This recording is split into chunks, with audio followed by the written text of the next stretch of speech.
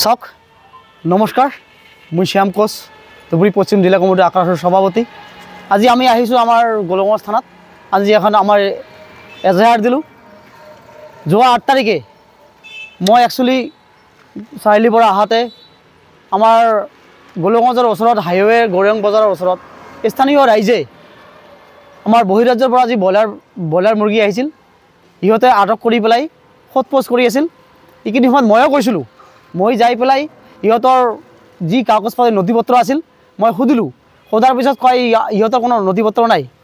তাৰপিছত মই কি কৰিলোঁ যে আমাৰ আৰক্ষী প্ৰশাসনক মই অৱগত কৰিলোঁ যে বহিৰাজ্যৰ পৰা ব্ৰইলাৰখিনি আহিছে, আপুনি আপোনাৰ যিখিনি কাম আছে, প্ৰশাসনৰ যিখিনি কাম আছে আপোনালোকে কৰক। ইতিমধ্যে প্ৰশাসন যাই পেলাই ব্ৰইলাৰখিনি ধৰি লৈ আহিল থানাত।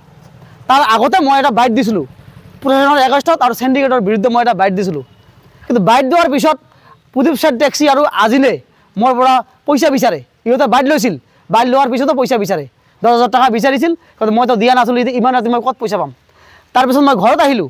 ঘৰত অহাৰ পিছত পুলিচ প্ৰশাসনে ব্ৰইলাৰ মুৰ্গীখিনি থানাত লৈ আহিছে। থানালৈ যে আৰু পুলিচ প্ৰশাসনে কি কৰে সেইটো মই লুকাত নহয়, কাৰণ ইমান 2টা বজাত ৰাতি মই ঘৰত গৈছিলোঁ। তাৰ পিছদিনাখন মই নিউজ দেখোঁ যে আমাৰ আকাশৰ নামত, মোৰ নামত বেয়া অভিযোগ আনিছে যে মই বোলে চিণ্ডিকেটৰ লগত জড়িত আছোঁ। আজি জাতীয় দল সংগঠন ইমান কষ্ট কৰি আমি কৰি আছোঁ, কিন্তু সি ক'ত সাহস পাল মোৰ এগেইনষ্টত, আমাৰ জাতীয় দল সংগঠনৰ এগেইনষ্টত মাত মাতিব? মই যদি ৰিয়েলি জড়িত আছোঁ, আকাশে যদি জড়িত আছে চিণ্ডিকেটৰ লগত, প্ৰমাণ দেখক। কালি মই এই থানাৰ সন্মুখতে কৈছোঁ, কালি মই আকাশৰ পৰা ৰিজাইন ল'ম মই। কিন্তু সিহঁতে ক'ত সাহস পাল আকাশৰ নামত বদনাম কৰিব? ইয়াৰ কাৰণে মই আজি গোলগঞ্জ থানাত FIR দিছোঁ।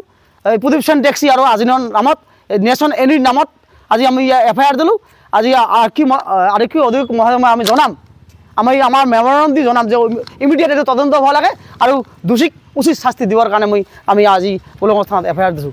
লগতে আজি পেপাৰত যি সংবাদত ওলাইছে, আজি চন্দন ৰায়ৰ নাম, ৰাতুল ৰায়ৰ নাম, অমৃত্যৰ নাম, এইটোও দুৰ্ভাগ্যজনক। কাৰণ আমাৰ মাজত যি বিভ্ৰান্ত সৃষ্টি কৰিছে, সি ক'ত সাহস পাল?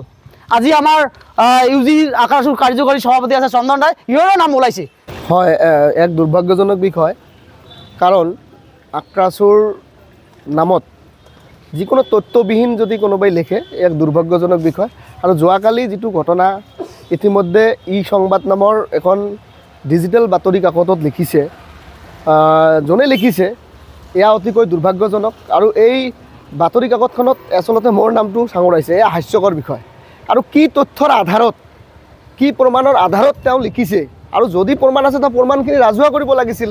আৰু যদি প্ৰমাণ নাই, তেনেকুৱাকৈ প্ৰমাণ নোহোৱাকৈ কোনোবা আক্ৰাছুৰ জাতীয় সংগঠনৰ নামত বা ব্যক্তিগতভাৱে মোক আক্ৰমণ কৰিব সামাজিক মাধ্যমত, এয়া অতিকৈ দুৰ্ভাগ্যজনক বিষয়। গতিকে যি এই সংবাদ নামৰ যিজন সাংবাদিকে আচলতে লিখিছে, তাৰ যে সাংবাদিকৰ চাৰ্টিফিকেটখনৰ ওপৰতো কিন্তু আমাৰ সন্দেহ আছে। আচলতে কি আধাৰত তেওঁ লিখিছে, এয়া অতিকৈ এক লক্ষণীয় বিষয়। গতিকে মই আচলতে যিখিনি লিখিছে, যদি তথ্য আছে তথ্য সহকাৰে লিখক, তাত আমাৰ কোনো বা মোৰ কোনো আপত্তি নাই। বা জাতীয় সংগঠনৰ নামত এনেকৈ লিখাটোও কিন্তু ঠিক নহয়। আৰু মই স্পষ্টভাৱে কৈছোঁ যে আজি এই ক্ষেত্ৰত মই নিজে কোনো জড়িত নহয়। আৰু মই যদি কোনো জড়িত আছোঁ, আচলতে তেওঁলোকে তথ্য সহকাৰে লিখক, মই স্পষ্টভাৱে সেইটো সমৰ্থন কৰিম। আৰু এটা কথা স্পষ্টভাৱে কৈছোঁ, আগতো মই চিণ্ডিকেটৰ বিৰুদ্ধে কৈছোঁ, কথা মাত মাতিছিলোঁ, আৰু এতিয়াও মই মাত মাতোঁ।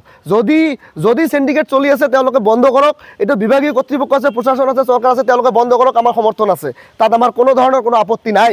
কিন্তু কোনো ধৰণৰ তথ্যবিহীনভাৱে আক্ৰাছুৰ কোনোবা নেতাৰ নামত, কোনোবা কৰ্মীৰ নামত এনেকৈ লিখাটো এক দুৰ্ভাগ্যজনক। আৰু যদি ব্যক্তিগতভাৱে এনেকৈ আমাক আক্ৰমণ কৰে, আমিও কিন্তু ব্যক্তিগতভাৱে আক্ৰমণ কৰিবলৈ কিন্তু বাধ্য হ'ম।